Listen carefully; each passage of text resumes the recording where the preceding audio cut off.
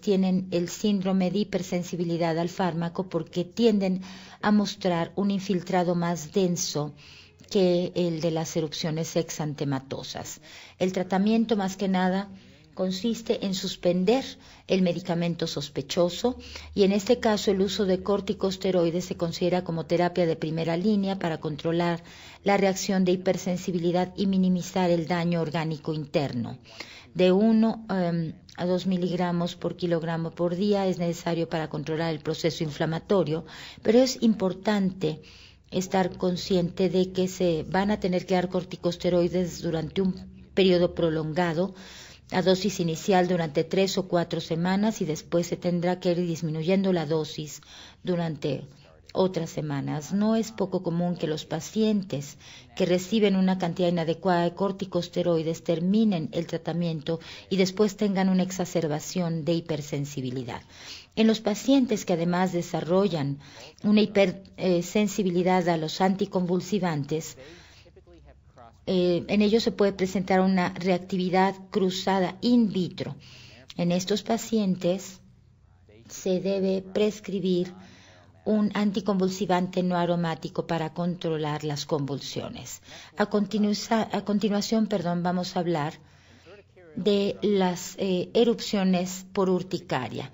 Hay básicamente dos, las pustulares, que duran a veces menos de 24 horas, y el angioedema, que por lo general incluye o compromete el tejido más subcutáneo.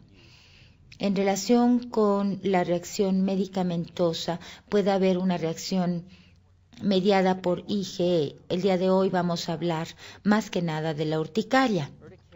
La urticaria, en cuanto a reacciones adversas, tiene dos mecanismos de acción posible: inmune mediado y no inmune mediado, que se refiere a la anafilaxis. Las manifestaciones pueden ir desde la urticaria hasta la anafilaxis. Cuando las erupciones son inmunomediadas, se requiere de una exposición a la sensibilización inicial. Al haber una reexposición, tenemos que ver si el medicamento o el metabolito está realmente liberando histamina o leucotrienos. La reacción por lo general se desarrolla rápidamente después de la exposición al antígeno. Los principales fármacos implicados en tal reacción son los antibióticos, especialmente las penicilinas y cefalosporinas. Cuando las erupciones de urticaria son no inmunológicas o anafilácticas, no se requiere de una sensibilización previas.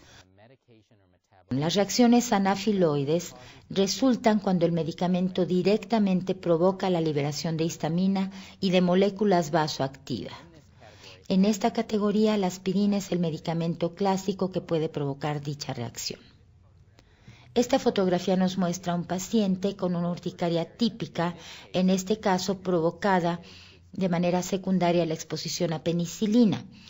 En los pacientes que han sido diagnosticados con una erupción de tipo urticaria y en quienes no es claro el medicamento responsable, se pueden llevar a cabo distintas pruebas diagnósticas para obtener un diagnóstico definitivo, incluyendo el RAST o el de provocación. En el RAST se toma suero para determinar la presencia de IgE específico en relación con el medicamento. La prueba tipo PRIC por lo general induce la anafilaxis y se debe llevar a cabo solo si el médico tiene la experiencia suficiente. Cuando hay erupciones más leves, el tratamiento puede ser simplemente suspender los medicamentos y no volverlos a utilizar en el futuro. Nuestra siguiente categoría de reacciones morfológicas cutáneas son las erupciones pustulares. Se trata de una pustulosis exantematosa generalizada aguda.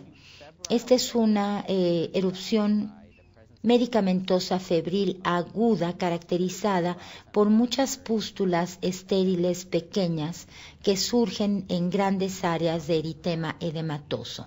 Casi todas son inducidas por B-lactam, pero también pueden ser inducidas por bloqueadores de los canales de calcio, por antibióticos macrólidos y por medicamentos que se utilizan para o contra el paludismo. Hay un complejo entonces aquí de medicamentos responsables y hay factores a considerar, sobre todo en los pacientes que presentan HLA-B5, DR11 y DQ3.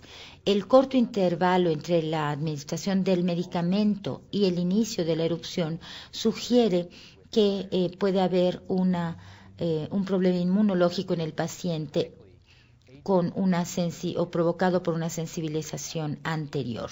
A nivel clínico, se debe iniciar menos de 2 días después de que se administró el medicamento. Esto va a estar caracterizado por fiebre, por una erupción cutánea, con pústulas estériles no foliculares en la base edematosa, y también puede haber una morfología distinta que es clave para el diagnóstico. Las lesiones se originan en el rostro o en las zonas intertriginosas. En el 50% de los pacientes, además, hay lesiones cutáneas adicionales con otras morfologías que pueden incluir edema de la cara, algunas lesiones blanco, púrpura y bula. En presencia de tales lesiones, además de las pústulas estériles, otra pista que nos ayuda a descartar otros diagnósticos potenciales podría ser la psoriasis pustular. Esto nos muestra a un paciente en el que se aprecia un eritema muy diseminado y pústulas estériles. Aquí el paciente desarrolló pustulosis exantematosa aguda generalizada o AGEP, para abreviar. Vemos cómo hay pústulas diseminadas por toda el área.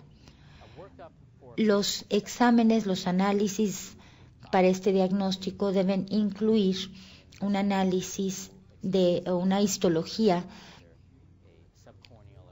de las pústulas intraepidermales y o subcorneales espongiformes. Puede haber un edema marcado en el dermis papilar e infiltrados perivasculares con neutrófilos y exocitosis de los eosinófilos. También puede haber disfunción renal. Aquí vemos una biopsia tomada en un paciente con AGEP.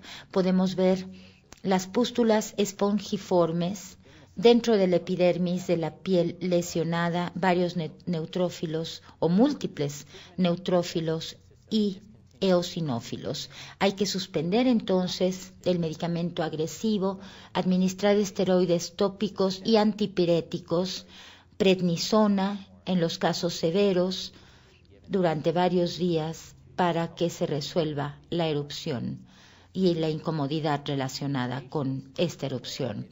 En los pacientes con los que no nos queda claro qué medicamento provocó la erupción, se puede hacer una prueba de parches para obtener un diagnóstico definitivo. Y en estos pacientes el medicamento podría tener una reacción localizada y entonces ayudarnos en el diagnóstico. Y por último, las erupciones bulosas. La reacción medicamentosa típica es la de Stevens-Johnson. Vemos que esta enfermedad vesículo-bulbosa diseminada realmente pone en riesgo la vida, que los pacientes requieren de un tratamiento urgente para poder salvarlos. La mortalidad con este síndrome de Stevens-Johnson de hasta el 15% y una mortalidad de TEN de casi 50%, la situación es muy grave. El síndrome de Stevens-Johnson y TEN representan una reacción de hipersensibilidad y son los extremos opuestos del mismo espectro. Con el síndrome de Stevens-Johnson, que se diagnostica en menos del 10% del área corporal de superficie, vemos que hay desprendimientos, y con TEN hay un traslape. Representa además 30% del área de superficie corporal y es el extremo más grave, por así decirlo. La apoptosis de queratinocitos es inmunomediada. La presentación clínica de SJS y TEN por lo general se presenta con síntomas constitucionales que nos sugieren una infección respiratoria o de vías respiratorias altas. Puede haber fatiga, fiebre y varias manifestaciones durante varios días. El compromiso cutáneo lo anuncia más que nada el dolor difuso en la piel. Puede haber lesiones blanco atípicas planas o máculas purpúreas coalescentes. Los pacientes también tarde o temprano van a formar ámpulas bulosas y puede haber la presencia del signo de Nikolsky, lo cual nos muestra que hay presión lateral y una como ámpula que provoca desprendimiento de la piel circundante. Algo muy importante, si hay compromiso también del área mucosa, digamos de los ojos, de los labios, de la cavidad oral, nasofaringe, bronquio o tráquea,